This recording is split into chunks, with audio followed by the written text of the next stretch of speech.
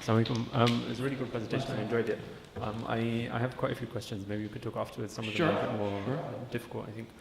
But you've mentioned miracles, but you haven't really defined miracles as a specific term as what you're presenting. So can you elaborate on what you specifically mean by miracles, and in the context of what you're discussing, how that plays? Okay, so when you go deep into this, you'll find that there are quite a lot of different definitions for miracles, right? As a simplistic definition, for the sake of this presentation, all I mean by it is something that is inconceivable given the circumstances of the time. That is my, for example, in the time of Musa alayhi salam, okay, they didn't have the latest physics, they didn't know the latest chemistry, fair enough, okay? So when he put his stick down, right, and the staff converted into a snake, okay, that would be a miracle according to their context and space, okay? Nowadays, we have, so I know this may sound a little bit science fiction-y, but I'm just telling you as a scientist, we have something called nanobots nowadays, okay? Nanobots, it's still in the primitive, infancy stage, but nanobots are some things that they're like micro machines that exist on the atomic level, which we can sort of coordinate, and they can change shape and change form. So they could be, for example, a bottle, and then they could be something else, according to how we program it, right? So that is not inconceivable anymore. Do you understand? So the constraints, the conceptual constraints of the time, I think are important. But like I said, you can always poke holes in the definition. Yeah.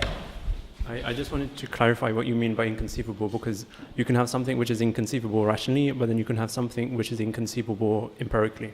So is it worth qualifying what you're meaning by inconceivable as rationally? Rationally inconceivable. Yeah. But you can conceive of it rationally.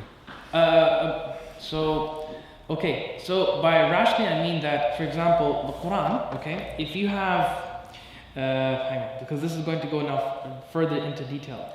What I mean by rationally is simply that given what you know of the time, it is impossible, according to the time, for it to have existed, for it to have occurred. Now, the Quran is a literary miracle, right?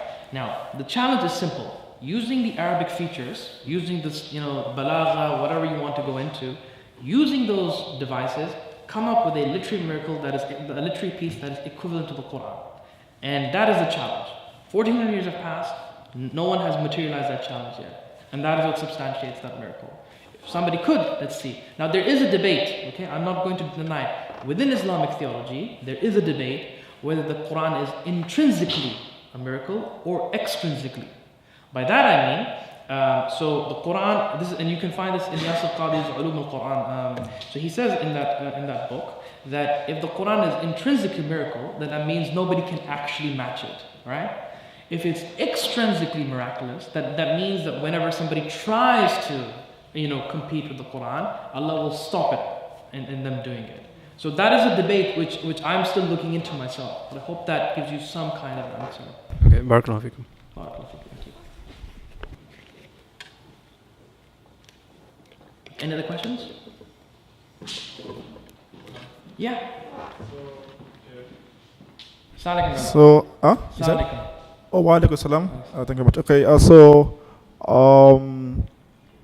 obviously, I think, the Quran it's with regards to scientific miracles, because my understanding is that because some information in the Quran, some information, some statements, some implications of some of the statements in the Quran that that maybe it wasn't known then, and it's maybe giving us some words that implies those kind of things that maybe like those verses tries to prove the characteristics of Allah as like the all-knowing.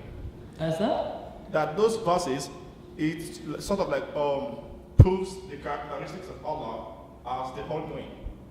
Because if those things were not known then, and if Allah is all-knowing, so by Allah maybe saying statements that implies certain scientific phenomena that he's trying to prove his characteristics as the all-knowing. So what I'm trying to say right now is that you mentioned some verses that are not really scientific, and that care needs to be taken when making certain claims. So what kind of cares do you think we can, because almost at times when I try to preach to people, or talk about Islamic people, I tend to go from the scientific perspective. Yeah. So what kind of guideline do you think people should use? Okay, right. I got the question. So, okay. So, currently the biggest face from the Islamic angle in terms of dawah is Hamza sources. I think this is very well known, okay? He is running an institution, well, he's part of an institution called IERA. Have you heard of them? IERA, have you heard of them, brother?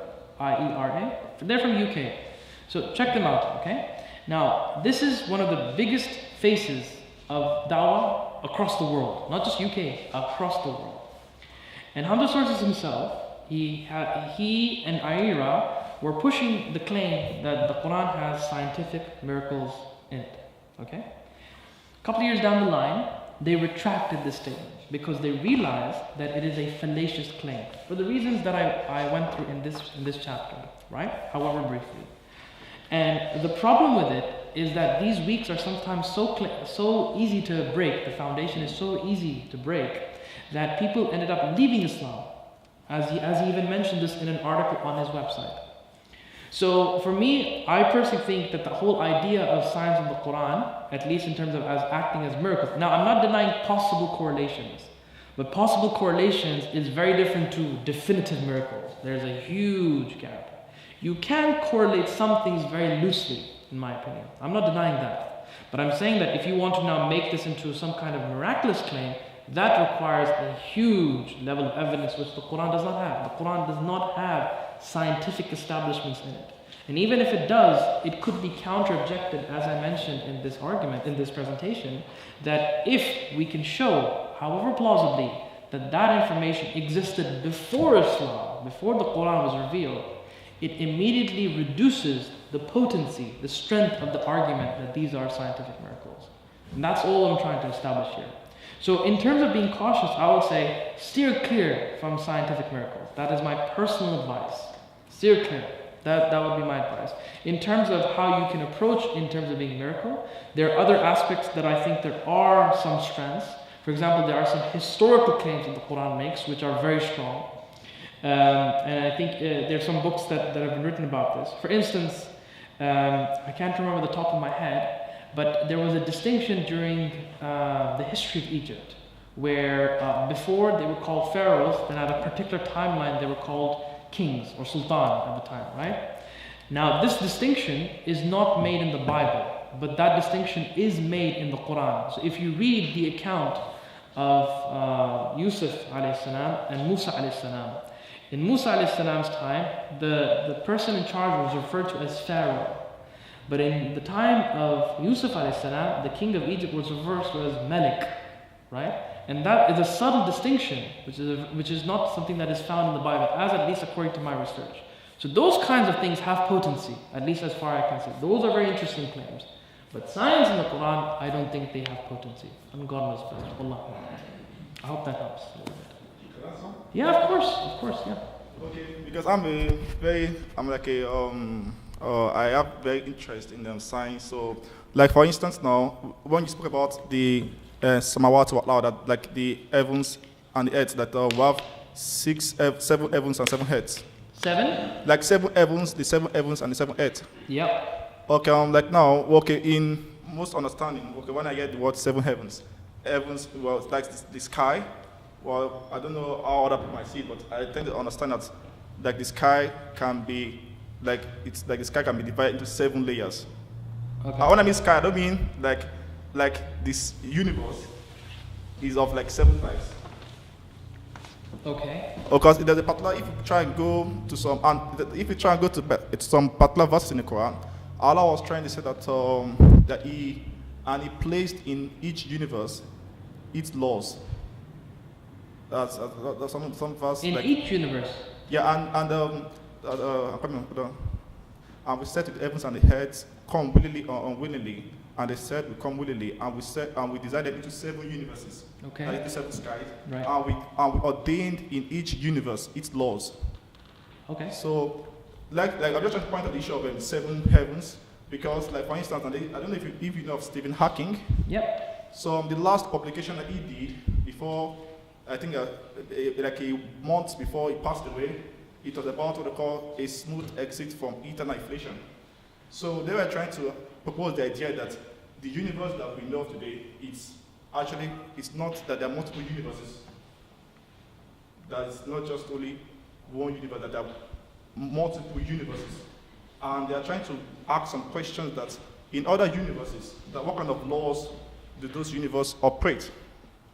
Because in what we understand, in our universe, we know of the law of gravity, physical laws. So they're trying to propose that, okay, in other universes, that what kind of laws actually does those universes operate on? Mm-hmm. So I think Stephen Hawking was trying to debate on that that those universes might have certain similar laws. So you're talking about multiverses, right? Yes, yeah. Yes. Yeah, okay. So multiverses, so first of all, to claim that that verse is referring to multiverses is a stretch. Why? Because first of all, multiverses itself is not tangible based on empirical evidence, number one. There's no evidence for it yet. It's a mathematical extension out of string theory, but there is no empirical evidence for it. That's the first thing. Number two, at least if you look at the Islamic the tafsirs in terms of interpreting this, the seven samawat, the sab'a samawat, it's not referring to sab'a samawat in this universe. It could even refer to that this is one of those, and then there are metaphysical universes, grades of metaphysical universes that don't conform to the physical law, not multiverses, right? And also, you have to bear in mind that if you try to conform this into scientific categories, we can create classifications as many as we want. I'm sure you're like Sheikh Usman is a doctor as well. Classifications is something that scientists invent all the time. One guy can say there's 7 layers in the universe, I could create 8 layers based on sufficient distinctions enough. So it seems a bit arbitrary, a bit too loose for you to say that this is a multiverse, at least for me. How can you connect seven heavens? Because even the multiverse, even if you take that claim, it's not 7, it's millions. It's infinite number. Like some say 10 to the power 500. It doesn't point to 7 universes. So I don't know how you claim that they're equivalent. Oh no, I was going to the issue of that. This is just a dialogue, yeah. So I'm not attacking you. Yeah. No, I was trying to bring that for the fact that if the Quran is trying to say that there are multiple, something that can be interpreted as multiple universes. Yeah. That kind of knowledge during the time of the Prophet Muhammad, I don't think I've come across any information that such knowledge existed during the time of the Prophet Muhammad, that something like multiple skies or each sky having its laws. So I don't think that kind of knowledge would have been in that particular time at the time of the Prophet. So if you sorry, do you want to say something? Yeah. So if you wanted to see, the thing is like I said, because we believe there is reality more than this spatial temporal universe outside of this physical universe, and there are these metaphysical realities that have their own laws. That's not implausible. That's something that we know from our theology. But when you're trying to stitch now multiverses with this, it could be a correlation, but it's definitely not a miracle in a sense. But like I said, even multi-dimensions at this stage are completely hypothetical based on the extensions of certain mathematics. Nothing in the empirical stage as of yet. It's tentative at the moment. That's what I'm saying. Yep. Do you want to say something?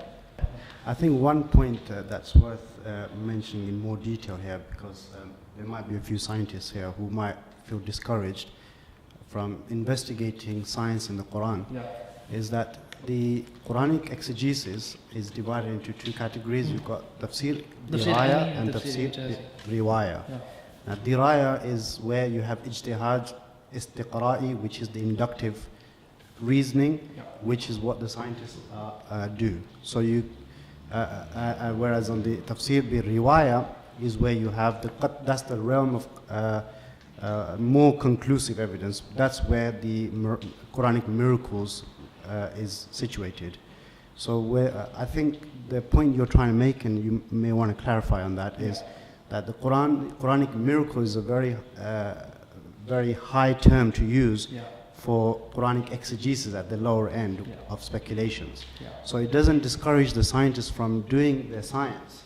So you can still investigate empirical details and nuances in the Quran, but that will always remain non-conclusive and non-miraculous. Exactly. So is that's exactly it. So that you can always find correlations, but never definitive conclusions. That's my point. And that's why I don't think it fits the bar of being a miracle. I'd agree with that, yeah. Another thing that I would add is there's a distinction between tafsir ilmi and tafsir ijazi. Tafsir ilmi is when you can sort of explain certain verses using scientific understandings. Not that you're trying to, pair them up. So for example, in the Jewels of the Qur'an by Imam Ghazali, when he looks at the verses, for instance, of God saving lives, he does mention that this knowledge can only be understood by the medic who has the understanding of how to cure sicknesses and how to cure ailments, etc. Right? So he does mention that this knowledge can be paired up, but not in any miraculous sense, and that is known as tafsir ijazi, when you try to claim that certain verses are miraculous. That would be also a further distinction that I think can be helpful. So no one is saying that don't try and find correlates. I'm saying that you can find correlates. That's not my claim here. I'm just saying that to substantiate that into a miracle is a bit of a high epistemic jump. That's the point that I'm making. I guess this is more of a practical question. So I understand your reasoning behind deconstructing people using scientific phenomena in the Qur'an as a basis for argumentation for miracles in order to prove the veracity of the Qur'an. But the Qur'an is still a miracle in the sense that it's a miracle with us today. So when engaging with debate with atheists, for example, what's kind of the best strategy to employ?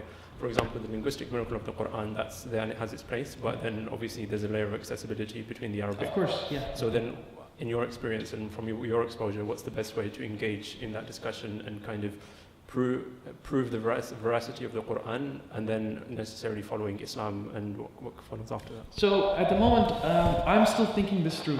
I don't claim that I have all the answers as of yet. My tentative thoughts at the moment is that, you can definitely prove God without the Qur'an. I don't think you need the Qur'an to prove God. That's one thing. To prove Islam, however, you do need the Qur'an. However, but I also think that there are other aspects that you can engage into. And for me, one of the clearest aspects is the seerah. And I first quite undervalued the seerah when I first started looking into these territories. But I think if you look at the life of the seerah, and if you try to come up with a profile of the Prophet ﷺ, you begin to see that is an individual who could not have done what he did in his lifespan and time. So that is one aspect. For me, I'm still thinking in how, in a world in which does not appreciate Arabic anymore, including myself, I'm still learning, right? In a world that does not appreciate Arabic to that level of sophistication, how can you deliver that as a miracle? That's the bottom line question for me. I do think that, like I said, one of the aspects is the historical miracles, like the Sultan and the Mulk and the Malik and the Pharaoh. So I think those are possible leeways. It also has historical predictions which have come so far. So I think that has some potency, not definitive, but has potency. But to top it off, I don't know how to go to the next stage, and this is something that I'm still working on. But at least that's what I can say for now, inshallah. I just wanted to get your thoughts on, in the Quran, Allah says that you won't find any contradictions. Yeah. So would you say that there could be, that itself is a miracle, that you won't find a scientific contradiction? So instead of affirming a scientific miracle, you're denying a contradiction based on science.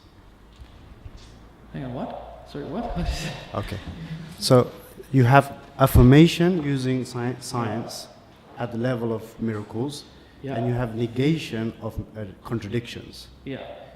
So would you say that when the Quran says that you will not find any contradiction therein, would you say that that itself is a miracle, that atheists will not find a scientific contradiction, even though they may not find scientific miracles? So basically your thesis is that if there are no scientific clashes with the Quran, then it's a miracle. Yeah. So going the longer way. Yeah. So basically that's it. Yeah. So if there are no clashes, that makes it a miracle. That's what you're saying. Yeah. Okay. I don't think that is a miracle. I think that would be an expectation. You see, because as theists, if you believe in God, you believe He created the world. De facto, there can be no contradiction between the two. So something has gone wrong in the interpretation if there is.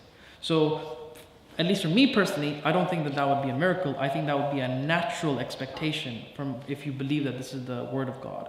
That if it says that there's no contradiction, then okay, there should be no contradiction. The author is the same. So if anything that does come up that is error, then we are at fault, if anything. So what I was trying to point out is that in the history of Christendom, you find the Galileo Affair, you find the change from geocentric to heliocentric, whereas in the Muslim world you don't find the Galileo Affair, because our aql-naql debate has been so consistent, and the Quran has always complied, Quranic message has always complied with the aql.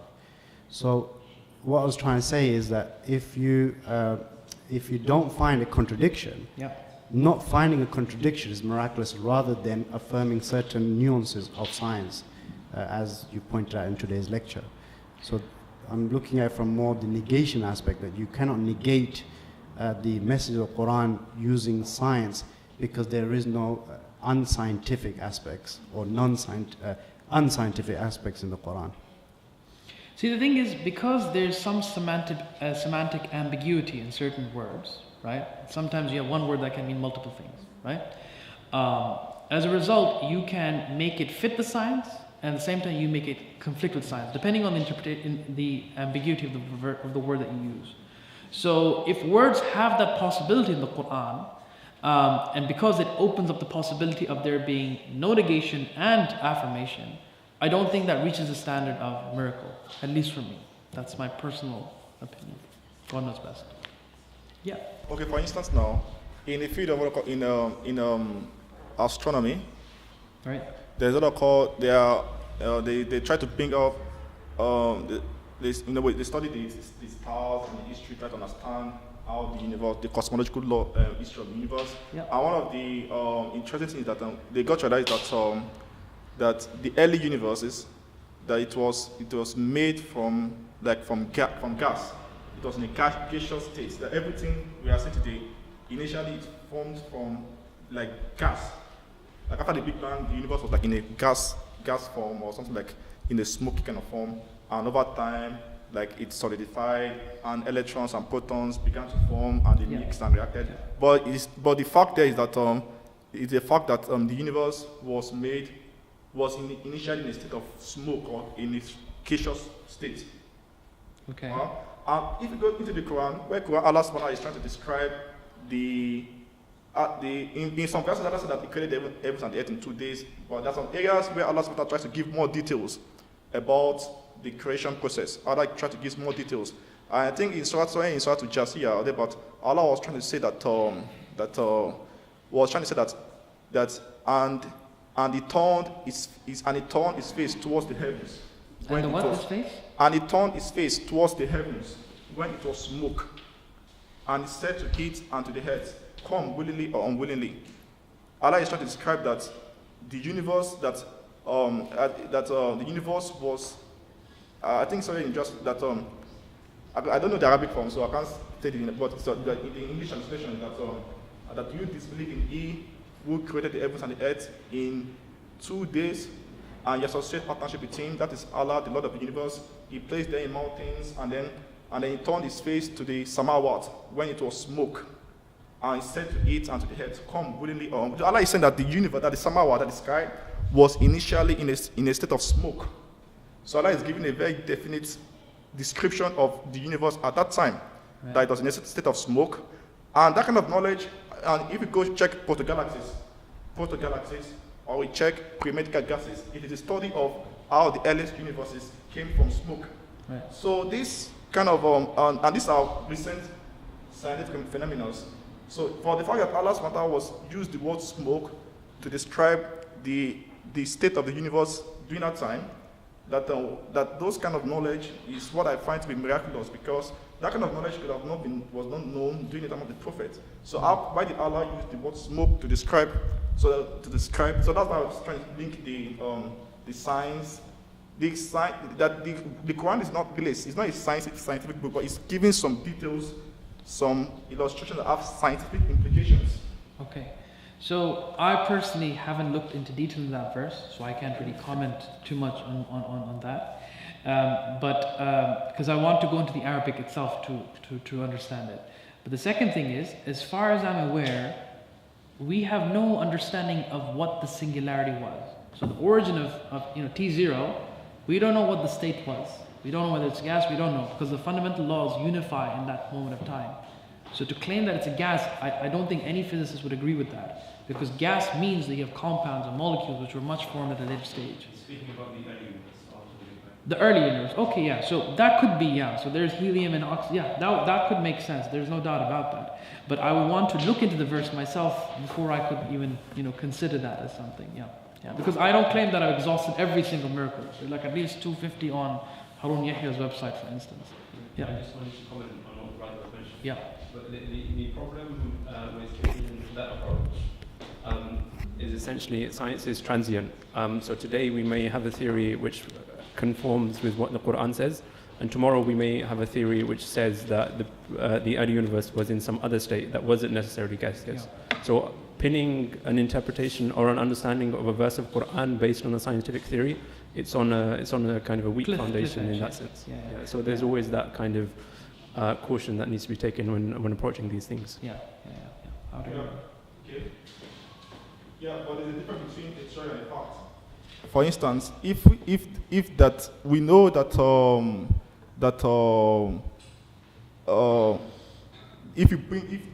when these things come together, it gives this effect. That's the fact.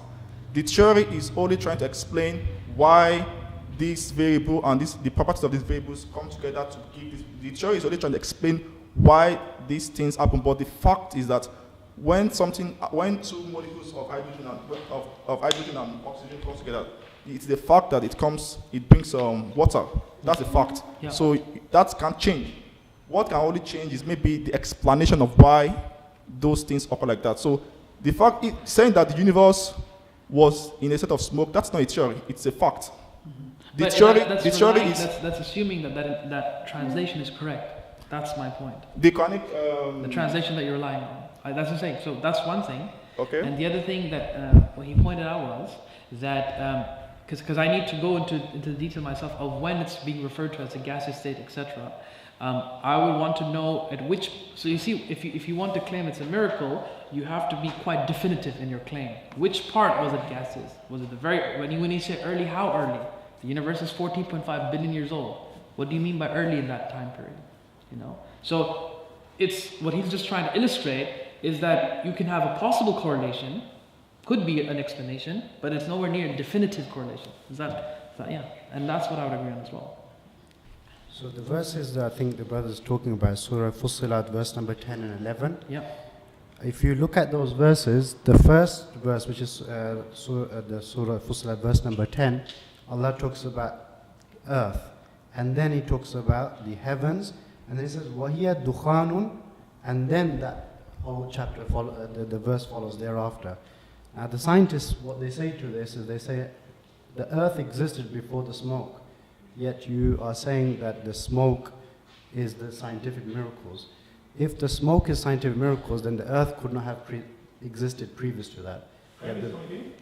So the verse number 10, it says that it's implying the earth already existing, and verse number 11 is saying dukhan, that there was smoke. Mm-hmm. But the sequence doesn't follow, because the sequence should be that the smoke should be there first, and then there should be Earth's formation, scientifically. So there's always going to be... there's something else that I'm trying to understand. I always have to solve something why does Allah... because we understand that the Earth is part of the universe, right? But in the Quran, Allah uses Allah always makes a distinction between the earth and the heavens. As in for us, from our man, the earth is part of the universe. That is what our. But if you ask when Allah is talking about the heavens, he always uses the word the heavens and the earth. He always uses the word like samawat or earth. So it's if. Anyway, that's another kind of something I'm just trying to look at. Why does Allah always use the word heavens and the earth? If the earth is part of the universe, then why does Allah have to specifically distinct the earth from the universe? But okay, anyway, what I'm just trying to say is that the fact that that word smoke, it's actually a fact in the field of protogalaxies. That the early universe was formed from smoke, from a gaseous state, or was the gas state. So the question there is that, okay, of all things, why did Allah use that description of smoke when that kind of knowledge was not even there in the first place? So that could have only been known by someone that designed it in the first place. So that's just why I'm trying to go that, okay, why are we having this kind of sort of correlations? Yeah. The verse that you're talking about, as far as I recall, is when Adam was made, and Allah subhanahu wa ta'ala is talking about the world was made and then the sky was made. But I don't see that as a miracle. I just see that as, Allah subhanahu wa ta'ala telling us the story of how everything happened one by one, as far as I know. I don't see that as a miracle in any way. No, the miracle is that using the word smoke to describe the state of the universe at the time. And Allah was trying to say that, and he turned his face to the summer world when it was smoke. And so that word is trying to describe the heavens, the sky at the perfect point in time.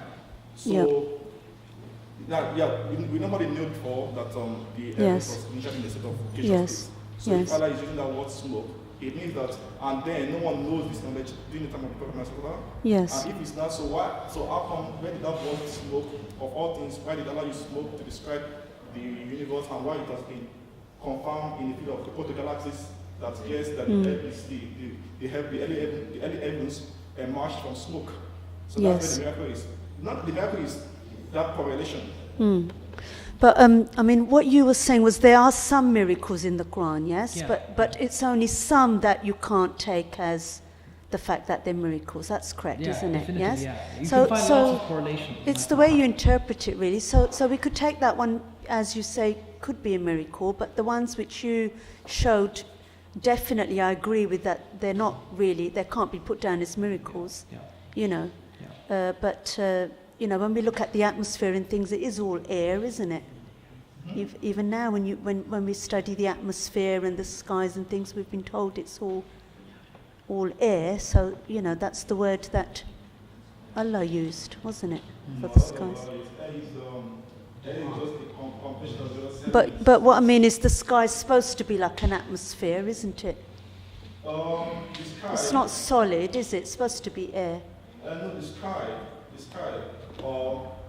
can pass from the sky into beyond. So the sun, the moon, all those things, they are all part of the sky. Yes. So Allah is saying that all those things are the part that when it was smoke, all those, the sun, the moon, all those things in the sky, that they were all initially in a state of smoke. Yeah. Well, you could take that as a miracle if you want to, but I think the ones which you show, definitely I would agree, are not. Yeah. But like you said, some are miracles, didn't you? Some are and some are not. But something that I wanted to comment on was that, do you think that some of the things which people are putting down as miracles are really there to reflect on nature?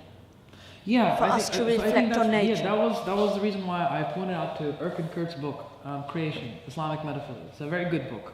I think he has the best balance between the two. So he doesn't deny that, look, there's possible scientific inferences in the Quran. But he does claim that the Quran never was made to be a scientific, like a book in of itself. It tells you to reflect, even that hadith told you to reflect on nature. Because all of this is orchestrated by some entity. What is that entity? And that's what it's trying to provoke you to think about. So the only thing is that I'm trying to say here, whatever my thesis is as simple as this. That the Quran is a very sophisticated book. And that book, however, has a central message which belongs to the territory of ethics, metaphysics, and spirituality. Science was never really considered a part and parcel of it. You can look for scientific correlations inside the book. No one is denying that. But to claim that certain verses are scientific miracles, I find a little bit too haphazard. Because the epistemic bar is quite high for something to be considered as a miracle. And I don't think the verses, so for example, you're talking about one verse, but some would disagree with you, as we just saw here. So for that reason, I think that we need to pay careful attention when really considering about saying that something is scientifically miraculous in the Quran. God knows best. Have you found any aspects of faith, science difficult to reconcile?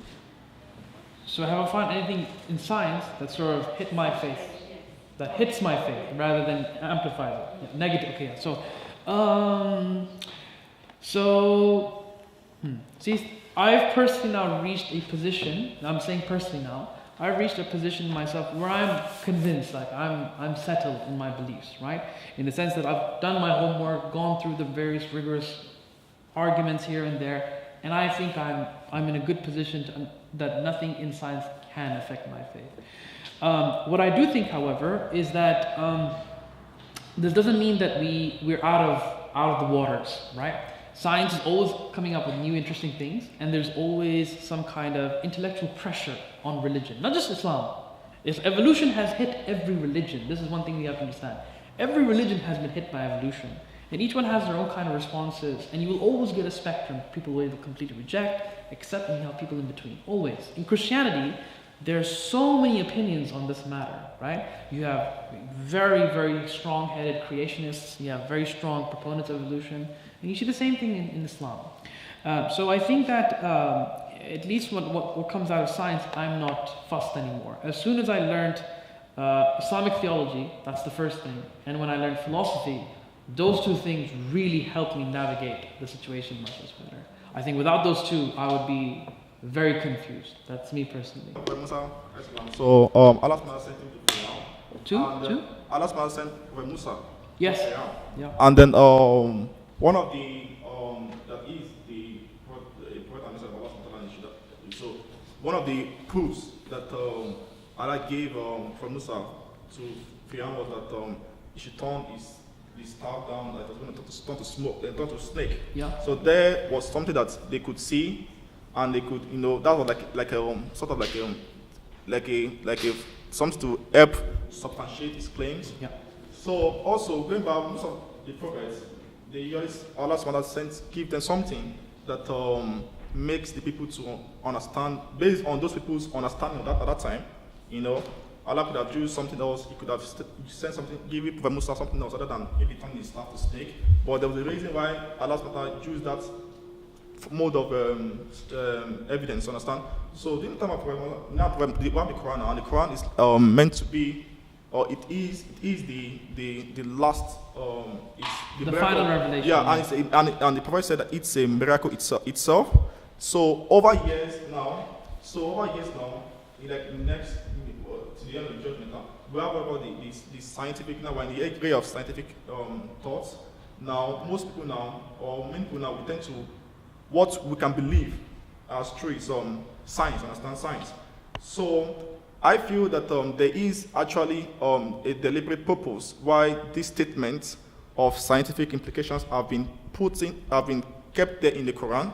Yeah. And it is probably for a specific, because in the Quran it says that and we have reviewed and we have given that they have and that in the Quran are lots of examples for the people that these scientific implications are it was intentionally kept in there for people that might be their own ideology or their own belief system is something of scientific.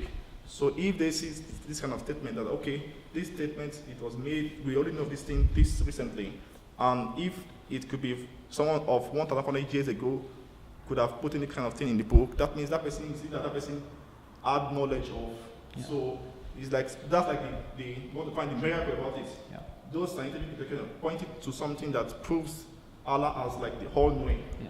So that's why I think. So on that point, I don't think that just because there might be a scientific correlation doesn't mean that Allah is all-knowing. We know Allah is all-knowing through other means.